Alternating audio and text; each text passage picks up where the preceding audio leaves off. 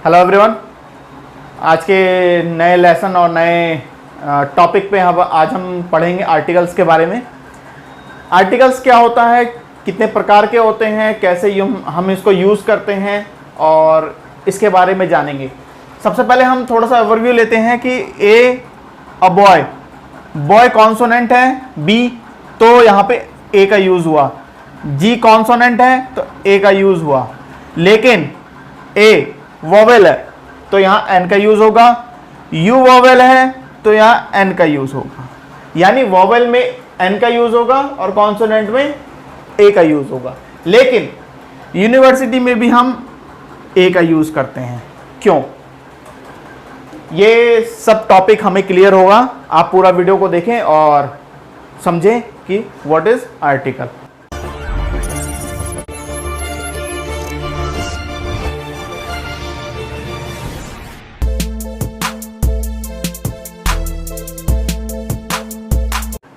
तो चलिए शुरू करते हैं हम और ये समझेंगे कि आर्टिकल क्या होता है। तो आर्टिकल को समझने से पहले, को पढ़ने से पहले हम समझेंगे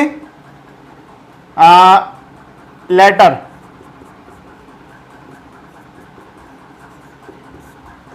ए टू जेड हमारे लेटर्स होते हैं, इनको दो भागों में बांटा गया है। पहला है वोवेल और दूसरा है कॉन्सोनेंट।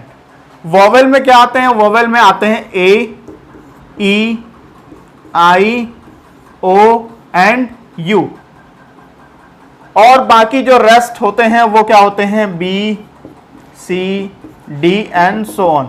ये कॉन्सोनेंट होते हैं। इनमें डिफरेंस ये होता है कि ए जो है, ए, ई, आई, ओ, यू, ये अपने सहायता से यानी वोवेल के सहायता ही से ही प्रोनाउंस किए जाते हैं। जैसे ए, जब हम ए या अ पढ़ेंगे तो इसमें वोवेल यानी स्वर का ही उच्चारण आता है। लेकिन जब हम पढ़ते हैं बी, तो बी में किसका उच्चारण आ रहा है? बी में ई का उच्चारण आ रहा है। तो ये विदाउट वोवेल के हेल्प से नहीं हो सकता। एक ये main difference vowel and consonant में है। तो ये होता है हमारा लेटर, जिसको दो भागों में बांटा गया है, जिसके बेस पे हम आर्टिकल का यूज करते हैं। तो चलिए आगे हम सीखेंगे आर्टिकल कितने प्रकार के होते हैं और कैसे हम उनको यूज करते हैं। तो चलिए पढ़ते हैं आर्टिकल के बारे में। आर्टिकल दो प्रकार के होते हैं। पहला होता है indefinite article and second one is definite article. Indefinite article क्या होता है? इंडेफिनिट मतलब जो डिफाइंड ना हो, यानी जो कंफर्म्ड ना हो, और डेफिनिट मतलब जो कंफर्म्ड हो, जो डिफाइंड हो। यानी जब हम इंडेफिनिट पढ़ते हैं तो ये होता है अनकंफर्म्ड, और डेफिनिट होता है कंफर्म्ड।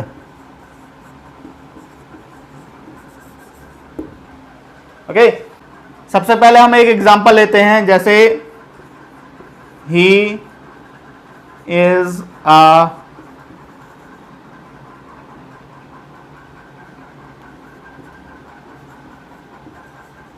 A teacher. टी के साथ आ का यूज हो गया। लेकिन यहीं अगर हम पढ़ें ही इज द टीचर, इन दोनों में डिफरेंस क्या है? इन दोनों में डिफरेंस ये है कि ये इंडेफिनिट है कि अ टीचर, कोई भी टीचर हो सकता है। लेकिन जब वहीं अगर हम कहते हैं ही इज द टीचर, तो मतलब ये डेफिनिट है, हम किसी पर्टिकुलर टीचर के बारे में बात कर रहे हैं। He is the teacher who teach us English. He is a teacher, he is a teacher जो हमारे स्कूल में है, लेकिन कंफर्म नहीं है कि कौन से टीचर की बात कर रहे हैं। लेकिन ही इज द टीचर, वो कोई भी हो सकता है जो हमें, या तो जिसके बारे में हम बात कर रहे हैं, या वो साइंस पढ़ाता हो या इंग्लिश पढ़ाता हो, he is the teacher. Okay, तो ये होता है दोनों में डिफरेंस कि ये इंडेफिनिट आर्टिकल्स और ये डेफिनिट आर्टिकल्स। इंडेफिनिट आर्टिकल्स में होता है ए और एन, और डेफिनिट आर्टिकल्स में होता है दी। तो इंडेफिनिट आर्टिकल में ए और एन का यूज हम कैसे करते हैं ये सीखेंगे। तो सबसे पहले जहां भी जो भी वर्ड कॉन्सोनेंट से स्टार्ट हो, the word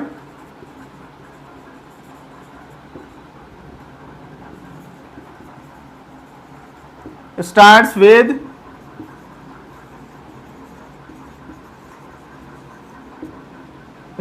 consonants like chair. Chair में सी क्या है? कॉन्सोनेंट है, तो इसमें हम क्या यूज करेंगे? ए.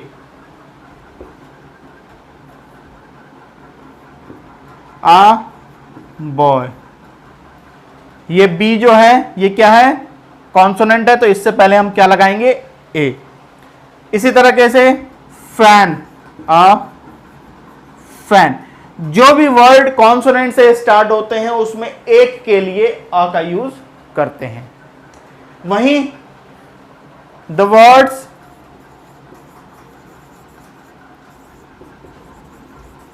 स्टार्ट्स विद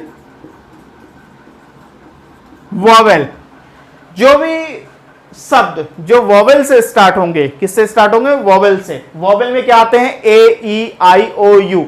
जो भी वर्ड वॉवेल से स्टार्ट होंगे वहां पे हम क्या यूज करेंगे? एन. एन एप्पल,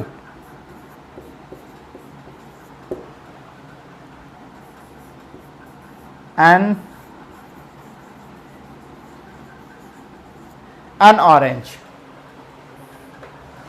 और भी कहीं है एन यू, ओ और ए. यानी ए, ई, आई, ओ, यू, ये 5 जो लेटर्स हैं जिनमें जो एक के लिए हम एन का यूज करेंगे, और बाकी जो 21 बचते हैं उनके साथ हम एक के लिए आ का यूज करेंगे. तो ये चीज आप एक बार दोबारा समझ लें कि the words starts with consonant, उसके साथ हम ए का यूज करते हैं, और the words starts with vowel, उसके साथ हम एन का यूज करते हैं. तो आपको ये इंडेफिनिट आर्टिकल ए और एन का यूज समझ में आ गया होगा, और इसके बारे में आगे हम और थोड़ा सा डिस्कस करेंगे.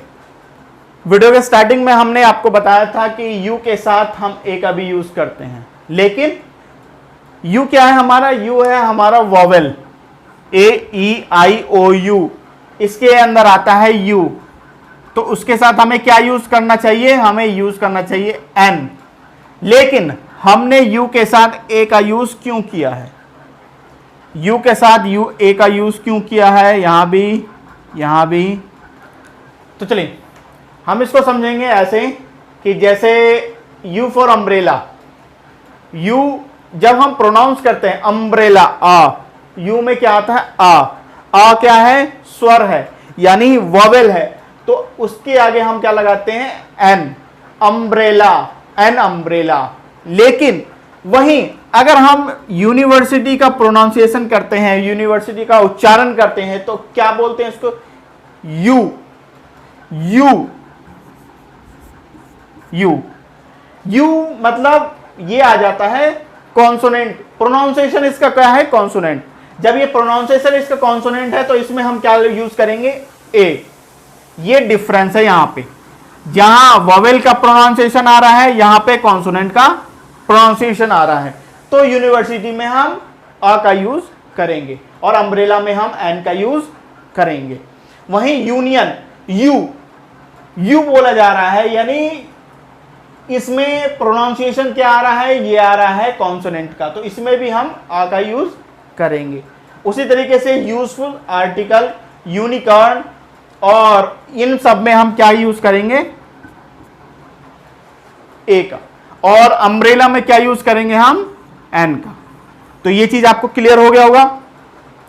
एक लास्ट एग्जांपल है, इसमें है one eyed man. One eyed man means एक आंख वाला आदमी. तो इसमें हमने ए लगाया. क्यों लगाया? यहां ओ है तो हमें एन लगाना चाहिए. लेकिन हमने जो इसका एडजेक्टिव बताया है, विशेषता बताया है कि वो वन आइड मैन है. वन आइड मतलब एक आंख वाला आदमी. तो जो एक का डेफिनेशन है वो यहां पे क्लियर हो चुका है. हम वन को इंडिकेट कर चुके हैं, एक आंख. तो जब हम वन को इंडिकेट कर चुके हैं तो इसमें एक के लिए ए और एन का जो प्रयोग होगा वो इसके बेस पे ना होके वो इसके बेस पे होगा, मैन के। तो मैन में क्या है, ए एम है, कॉन्सोनेंट है, तो इसके लिए हम क्या यूज करेंगे, ए। क्या यूज करेंगे, a. A one eyed man, a one eyed girl, a one eyed boy. Okay, clear. तो ये था हमारा आर्टिकल्स का ए और एम। इसके बाद हम पढ़ेंगे डी के बारे में। डेफिनेट आर्टिकल के बारे में हम पढ़ेंगे। डेफिनेट आर्टिकल होता है, डेफिनेट आर्टिकल में आता है दी। डेफिनेट मतलब जो चीज कंफर्म्ड हो, जो चेंज ना हो सके, जैसे कि सन, ये डेफिनेट है, इसमें हम दी का यूज करेंगे। मून कंफर्म्ड है, इसके साथ दी का यूज करेंगे। रिवर, नदी के साथ दी का यूज करेंगे। तो जो चीज हमारा कंफर्म्ड होता है उसके साथ हम दी का यूज करते हैं। तो आगे हम आपको कुछ पॉइंट्स बताने वाले हैं जिसमें हम बताएंगे कि द का यूज कहां कहां होता है। अब हम पढ़ेंगे द के यूज के बारे में कि द हम कहां कहां और किस वर्ड के आगे दी का यूज हम करते हैं। तो ये कुछ हमारे पॉइंट्स हैं जिसके बारे में हम पढ़ेंगे यूज ऑफ द। पहला पॉइंट है टू एनी पर्टिकुलर पर्सन। जब हम किसी पर्टिकुलर पर्सन के बारे में बात करें तब हम दी का यूज करते हैं। जैसे ही इज द टीचर, कि ये वही अध्यापक है जो हमें इंग्लिश पढ़ाता है। ही इज द डॉक्टर, जो हमारा फैमिली डॉक्टर है। ओके, द सेकेंड पॉइंट है कि singular noun represent whole class, कि एक सिंगुलर नाउन हो, सिंगुलर क्लास हो, लेकिन वो पूरे क्लास को, पूरे ग्रुप को रिप्रेजेंट करता हो। जैसे the cow is a useful animal. The cow, यहां क्या है, सब्जेक्ट क्या है, द काउ, लेकिन ये क्या है, यूजफुल एनिमल। एनिमल के, यूजफुल एनिमल के क्लास को, यानी एनिमल के क्लास को रिप्रेजेंट कर रहा है काउ, तो हम यहां पे क्या यूज करेंगे, द का यूज करेंगे। The cow is a useful animal. तो ये सेकेंड पॉइंट है हमारा, singular noun represent whole class. Third है to natural and unique thing. जो नेचुरल थिंग हो और यूनिक हो, जो उसका डुप्लीकेसी ना हो, तो उसके आगे भी हम द का यूज करते हैं। जैसे the sun, the moon, the mountains, the stars, etcetera. ठीक है, द ताजमहल। तो ये कुछ यूनिक चीज है जिनके आगे हम द का यूज करते हैं। थर्ड पॉइंट क्लियर हो गया। एंड फोर्थ पॉइंट पे आते हैं to name of books. Holy books या कुछ यूनिक बुक्स के आगे हम द का यूज करते हैं। जैसे the Gita, the Bible, the Quran, the Ramayan, the Guru Gobind Sahib. इस तरह से हम जो भी हमारे पास जो यूनिक बुक्स होते हैं उनके आगे हम द का यूज करते हैं। फिफ्थ और हमारा लास्ट पॉइंट है टू स्ट्रॉन्गेस्ट एडजेक्टिव। एडजेक्टिव के बारे में हम बाद में पढ़ेंगे, लेकिन मैं एक ओवरव्यू दे दूं। एडजेक्टिव मतलब होता है किसी चीज की विशेषता को बताना, किसी चीज के बारे में, उसके गुण के बारे में बताना। तो जब हम यहां पढ़ते हैं द डार्केस्ट क्लाउड, यानी क्लाउड है, यानी बादल है, लेकिन कैसा बादल है, डार्क है, यानी काला है। तो जब हम बादल के बारे में पढ़ेंगे और भी स्ट्रॉन्गेस्ट, यानी डार्क से डार्केस्ट, यानी बहुत ही काला बादल है, तब हम दी का यूज करेंगे।